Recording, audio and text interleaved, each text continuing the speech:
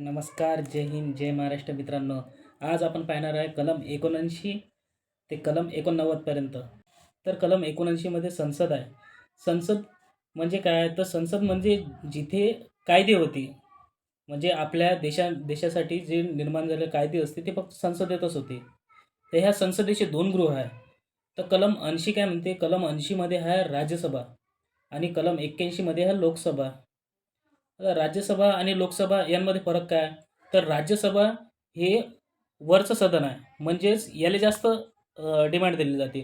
तर जे लोकसभा आहे, लोकसभा लोकसभामध्ये लोकांनी निवडून दिलेले प्रतिनिधी असतील आणि राज्यसभेमध्ये जे आपण निवडून दिलेले आहे त्यांनी निवडून दिलेले सदस्य हे राज्यसभेत असते. म्हणून कलम 80 अंतर्गत राज्यसभा आणि कलम 81 मध्ये लोकसभा. तर महाराष्ट्राच्या एकूण लोकसभेत सीट आहे 48 आणि राज्यसभेत सीट आहे 19. तर कलम 82 मध्ये जेव्हा जेव्हा जनगणना होईल तेव्हा तेव्हा लोकसभा आणि राज्यसभेच्या सीटमध्ये बदलाव होईल.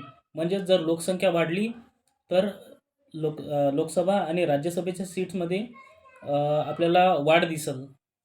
तर कलम 83 मध्ये संसदेचा कालावधी दिलेला आहे. जसा राज्यसभेचं हे अस्थायी सदन आहे. म्हणजेच हे कंटिन्यू चालतच राहतं.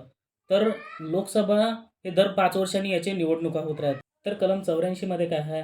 आपण जे आमदार, खासदार निवडून देतो याची योग्यता हे कलम 84 मध्ये आहे. तर कलम 85 मध्ये राष्ट्रपती ज्यावेळेस आपल्या इथं अधिवेशनं भरते, हिवाळी अधिवेशन आहे, पावसाळी अधिवेशन आहे, उन्हाळी अर्थसंकल्प आहे.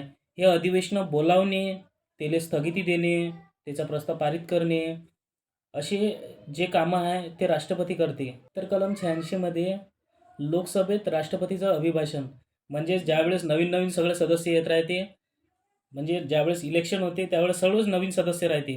तर यायले गाईडन्स करण्यासाठी सर्वात पहिले राष्ट्रपती येते आणि त्याला भाषणातून त्याला सांगते काय नाही. तर कलम 87 मध्ये राष्ट्रपतीचे विशेष अभिभाषण आहे.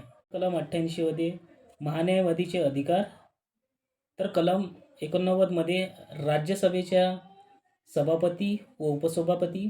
त्याच्यानंतर कलम 93 मध्ये लोकसभेचे सभापती व उपसभापती. भेटूया पुढच्या व्हिडिओमध्ये.